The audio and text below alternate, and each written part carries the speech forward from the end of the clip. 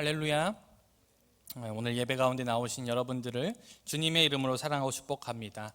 오늘 아마 예배 가운데 오랜만에 나오신 분들도 있을 것이고 이제 고등학교를 졸업하고 청년부에 처음 올라와서 좀 어색하게 예배하시는 분들도 있을 것이고, 또 항상 예배 자리를 지키면서 또 올 한 해에도 예배 자리를 계속해서 지키길 소망하는 분들이 있을 것이라 생각합니다. 여러분들 각자가 어떻게 오셨든 어떤 마음으로 이 자리에 있든지 간에 오늘 우리가 함께 말씀을 나누고 함께 말씀을 듣는 이 시간 가운데 주님의 은혜가 가득하시기를 간절히 축원드립니다. 오늘 우리가 함께 읽은 본문 말씀을 가지고 우리 이 시간 부르심을 받은 일이란 제목으로 함께 은혜를 나눠보려고 합니다. 최근 사람을 판단하는데 하나의 지표로 작용하는 것이 있습니다. 바로 MBTI입니다. 아마 이 자리에 앉아있는 여러분들 대부분이 이 검사를 해보셨을 것이라 저는 생각하는데, 어떤 분들은 유료로 하신 분들도 있을 것이고, 또 어떤 분들은 인터넷에 떠돌아다니는 무료 검사를 통해서 검사를 했을 것이라 생각합니다. 아마 여러분들 모두가 본인의 MBTI가 무엇인지 다 알고 있을 것이라 생각해요. 이 MBTI는 카를 구스타프 융의 심리 유형론에 근거하여서 E와 E 외향형과 I 내향형, 그리고 S 감각형, N 직관형, T 사고형, F 감정형, J 판단형, P 인식형, 이렇게 총 4가지 차원으로 사람의 성격을 유형화한 검사입니다. 이를 조합하면 총 16가지 유형의 성격이 도출되는데, 이러한 MBTI는 최근 몇 년간 청년들 사이에서 유행처럼 번지게 되면서 타인의 성격이나 혹은 자신의 성격을 파악하는데 중요한 판단 근거가 되고 있습니다.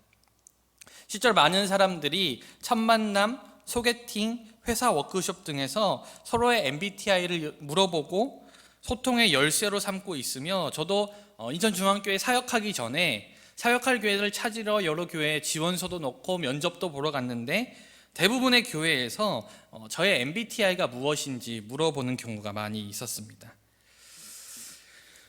이제는 이렇게 MBTI는 사람을 판단하는 데 있어서 중요한 요소로 사용됩니다.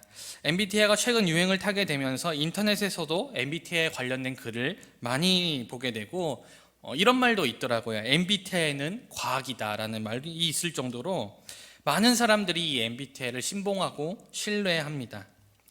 하지만 이러한 열풍에는 장점뿐만 아니라 단점도 존재합니다. MBTI를 통하여서 자신의 성격이나 상대방의 성격을 손쉽게 파악할 수 있다는 장점이 있지만, 때로는 이 MBTI가 타인에 대한 선입견이나 편견을 만들기도 한다는 것이죠. 사람들의 MBTI를 듣고 저 사람은 어떤 사람일 것이다 미리 판단하게 된다는 것이죠.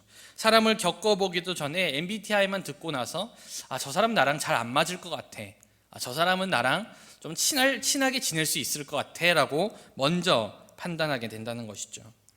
MBTI가 사람을 판단하는 하나의 지표로 사용되다 보니까 취업을 준비하는 사람들 가운데서는 MBTI를 요구하는 회사가 있을 경우에는 본인의 MBTI를 속여서 적는 경우도 있다는 사실을 뉴스를 통해서 저는 본 적이 있습니다. 전문가들은 MBTI를 지나치게 신봉하는 것은 금물이라고 지적합니다. 그것도 당연한 것이 사람의 성격을 어떻게 16가지로 구분할 수 있겠습니까? 실제로 같은 MBTI 유형이지만 만나보면 전혀 다른 사람인 경우가 많이 있습니다.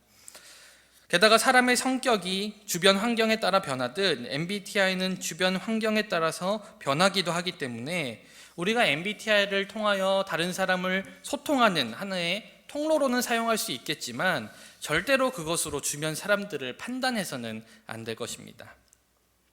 만약 여러분들도 저와 같이 사람을 16가지 유형으로 구분할 수 없다는 데 동의하신다면 아마 이 세상엔 나와 똑같은 사람도 없고 정말로 다양한 사람들이 존재하고 있다는 사실에도 동의하실 것이라 믿습니다. 아마 이 지구상에는 똑같은 사람이 단 한 사람도 없을 거라 저는 확신합니다. 그런데 오늘 본문에서 바울은 우리에게 하나 되게 하신 것을 힘써 지키라고 말합니다. 아니, 사람이 이토록 다양한데, 사람의 성격이 이토록 다양한데 하나 되게 하신 것을 힘써 지키라고 오늘 바울은 말하고 있는 거예요. 오늘 우리가 함께 읽은 에베소서 4장을 시작하면서 바울은 너희가 부르심을 받은 일에 합당하게 행하라 라고 말합니다. 에베소서는 특별한 사역자들에게 전달된 말씀이 아니라 에베소 교회의 모든 성도들에게 전달된 편지라는 것을 생각해 볼 때 바울은 예수 그리스도 안에서 구원을 얻은 우리 모두가 부르심을 받은 사람이고 우리는 그 부르심에 합당하게 행해야 한다라고 말하고 있습니다. 그리고 3절에 그 부르심에 합당한 행함으로 성령이 하나 되게 하신 것을 힘써 지키라라고 말합니다. 하지만 우리가 여기서 오해하지 말아야 될 것이 있습니다. 오늘 바울이 말하는 이 하나됨은 우리가 서로 하나 되기 위하여서 각자의 다양성과 개성을 무시하고 획일적으로 하나가 되어야 된다는 뜻이 결코 아닙니다. 우리 각자의 개성과 다양성 안에서 서로 하나가 되어야 한다는 것이죠. 여러분, 어떻게 그게 가능합니까? 바울은 2절에 우리에게 사랑으로 서로 용납하라 라고 말합니다. 여러분, 어떤 사람이 있습니다. 그 사람은 지독한 인종차별주의자예요. 그는 자신이 속한 인종 외에 다른 인종은 다 열등하고 무식하고 차별받아 마땅하다는 생각을 가지고 있는 사람입니다. 그런데 그는 또 한편으로는 그리스도인이에요. 그는 하나님을 너무 사랑하고 그리스도의 말씀에 순종함을 기쁨으로 여깁니다. 그래서 그는 사랑으로 용납하라는 말씀에 따라서 다른 인종인 사람들을 속으로는 경멸하고 무시하지만 겉으로는 친절을 베풉니다. 형제 자매라 말하고 매너 있게 행동하지만 여전히 그의 안에는 다른 사람들을 무시하는 생각을 갖고 있습니다. 여러분, 어떻습니까? 이 사람이 사랑으로 용납하는 사람입니까? 가난하고 무식하고 나보다 못한 사람들을 경멸하지만 하나님이 용납하라고 하니까, 하나님이 사랑으로 용납하라고 하니까 겉으로만 친절을 베푸는 것이 오늘 바울이 말하는 사랑으로 용납함에 대한 모습이 아니라는 거예요. 우리들도 흔히 그럴 때가 있죠. 그리고 교회 안에서 저 사람 나랑 잘 맞지 않는 것 같아, 저 사람 나랑 성격이 다른 것 같아, 저 사람 나랑 생각이 달라 라고 생각은 하지만 교회 안에 있으니까 그냥 친절을 베푸는 거죠. 미소를 머금고 친절은 베푸지만 여전히 우리 안에는 저 사람은 나랑 달라 라는 생각을 가지고 있는 것입니다. 오늘 바울이 말하는 사랑으로 용납함의 모습은 이러한 모습이 아니라는 거예요. 오늘 바울의 말 가운데 주목해 보아야 될 것은 사랑으로 용납하라는 말 이전에 겸손과 온유로 하고 오래 참음으로 사랑 가운데 용납하라 라고 말하고 있다는 것입니다. 다시 말해서 사랑으로 용납하기 위한 요소로 바울은 겸손과 온유와 오래 참음을 말하고 있어요. 여러분, 겸손이 뭐라고 생각하십니까? 남이 칭찬할 때 아니에요, 여전히 부족합니다, 하나님께 영광입니다, 이렇게 말하는 게 겸손입니까? 아니면 높은 위치에 있는 사람이 다른 사람을 섬길 때 우리는 겸손하다고 이야기하죠. 그게 진정한 겸손입니까? 만약 대기업 회장이 자기 회사 화장실 청소를 한다면 어떻습니까? 분명 사람들은 그것을 보고 저 회장님 참 겸손해 라고 이야기할 것입니다. 그런데 오늘 성경에서 말하는 겸손은 그런 겸손을 말하는 게 아니에요. 여러분, 이 당시 말씀이 기록될 당시 이 겸손이란 단어는요 원래 없던 단어였습니다. 로마 사회에서 이 겸손이란 단어는요 부정적인 것으로 여겨지던 단어였어요. 있을 수가 없는 말이었단 말입니다.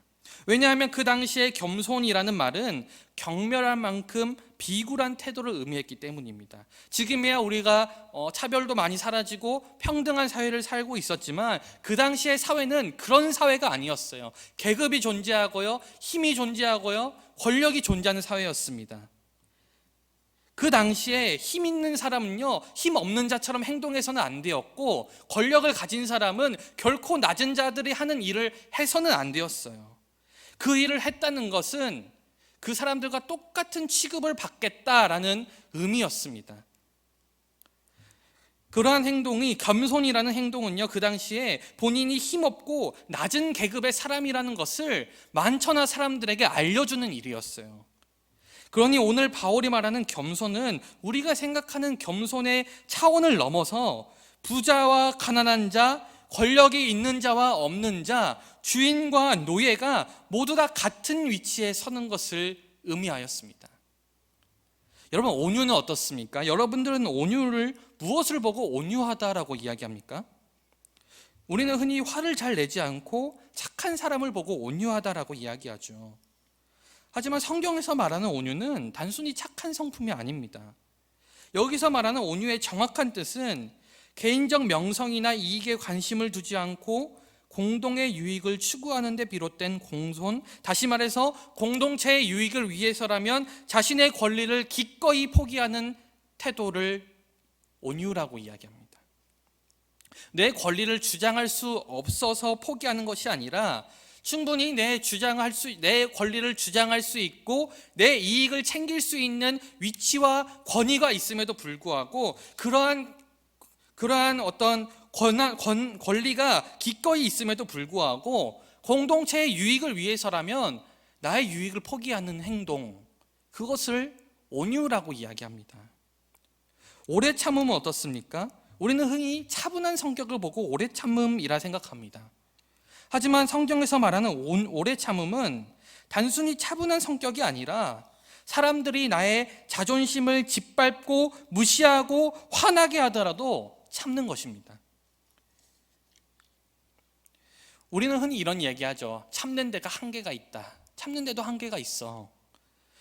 우리는 이렇게 참는데도 한계가 있다라고 이야기하지만 그 한계를 없애버리고 내가 무시받는 어떤 상황 속에서도 참는 것이 성경에서 말하는 오래 참음입니다.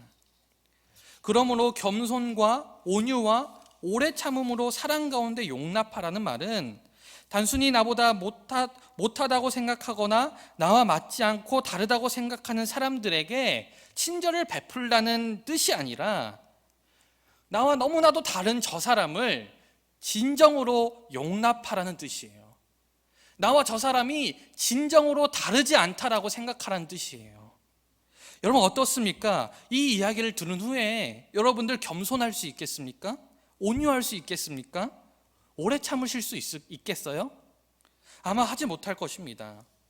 왜냐하면 오늘 바울이 말하는 겸손과 온유와 오래 참음은요, 인간의 욕구를 거스르는 일이기 때문이에요. 사람은 누구나 대접받고 싶어 하죠. 사람은 누구나 내 것을 챙길 때 안정감을 느낍니다. 사람은 누구나 자존심이 있고 그것을 존중받고 싶어 합니다. 이것은 인간의 본능적인 욕구이고 이것들이 충족되었을 때 우리는 행복하다라고 느낍니다.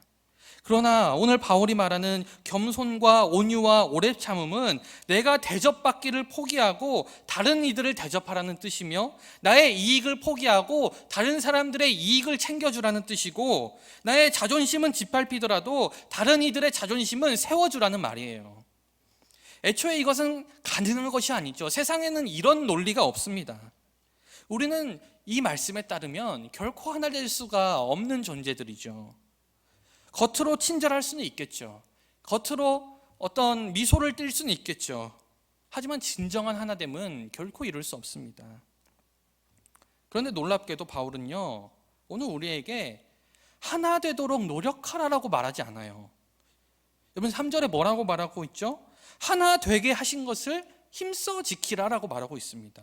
다시 말해서 우리가 한 일은 우리가 하나 되어야 돼, 우리 이제 하나 되자라고 막 힘써서 서로 하나 되도록 하는 것이 아니라 모든 그리스도인들은 이미 하나님께서 하나 되게 하셨으니 이 하나 된 것을 지키라는 거예요. 이미 하나 되었다는 뜻입니다. 사랑하는 여러분, 어떻게 이것이 가능합니까? 왜 우리가 이미 하나 되었습니까? 여러분, 우리가 예수 그리스도를 믿으면서 여러분 무엇이 달라졌습니까? 무엇이 변했습니까? 이전에는 내가 정말로 잘난 줄 알았는데 내가 세상에서 가진 지식과 능력과 재물과 내가 가진 것들로 인하여서 내가 다른 사람보다 잘나고 내가 저 사람보다 나은 줄 알았는데 알고 보니까 나도 죄인이라는 거예요. 알고 보니까 저 사람도 나도 지옥에 갈 수밖에 없는 죄인이라는 거예요. 여러분, 이 인식이 변화된 게 아닙니까? 예수를 믿었다는 게 이러한 인식 체계가 변화되었다는 말 아닙니까?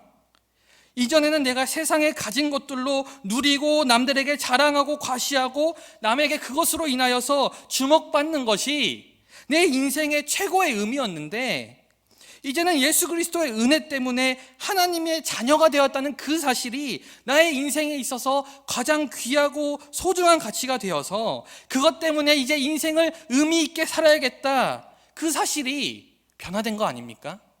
예수를 믿었다는 것, 그게 변화되는 게 예수를 믿는다는 것 아닙니까? 우리는 세상 속에 살기 때문에 어쩔 수 없이 각자의 사회적 지위가 다르고 학력이 다르고 재력이 다릅니다. 그것을 부정하라는 이야기가 아니에요. 다만 그것이 사람의 우월함과 열등함을 판단하는 기준이 되어서는 안 된다는 말입니다. 그것으로 사람이 쓸모있다, 쓸모없다 판단되는 기준이 되어서는 안 된다는 말이에요. 적어도 복음 앞에서는 모든 사람들이 똑같은 죄인이기 때문에, 그리고 우리 모두는 세상의 가치가 아니라 저 천국의 가치를 따르는 사람들이기 때문에 우리 모두 서로가 다를지라도 형제이고 자매인 것이죠. 그래서 우리가 교회에서 서로를 형제여 자매라고 부르는 것입니다. 하지만 세상은요, 우리에게 사람을 판단하는 다양한 기준들을 제시합니다. 때로는 재물이, 때로는 학력이, 때로는 사회적 지위가, 때로는 정치 성향이, 때로는 종교가, 때로는 성격이 저 사람과 나를 다르다고 이야기하게 만들고, 저 사람과 나가 맞지 않는다고 이야기하게 만들고, 저 사람과 나의 벽을 세우고 갈라 세우는 일을 한다는 것이죠. 그리고 이러한 세속적인 기준들은 예수를 믿는다고 고백하는 우리들도 물들이고 있으며, 교회 안에도 이러한 세속적인 잣대와 기준들이 들어오고 있습니다. 그것들로 사람들을 서로 판단하고 규정하게 만들죠. 그래서 바울은요, 우리에게 하나 되도록 힘쓰라고 말하고 있지 않습니다. 하나 되게 하신 것, 복음의 가치를 깨닫고 변화된 사람들이 서로 평등하고 서로 하나 된다는 것을 깨달았던 그 상태를 힘써 지키라고 말합니다. 다시 말해, 우리가 복음을 받아들임으로써 변화되고 깨닫게 된 그 가치가 이제는 사람을 서로 갈라세우는 세상의 가치에 함몰되지 않도록 지키라는 거예요. 새로 만드는 것이 아니라 지키라는 거예요. 그러니 우리가 하나 되기 위해서 노력해야 될 것은 내가 너무나도 싫어하는 저 사람을 사랑하기 위해 노력하는 것이 아닙니다. 겉으로 친절을 베푸는 것은 더더욱 아닙니다. 우리가 노력해야 될 것은 오직 하나밖에 없어요.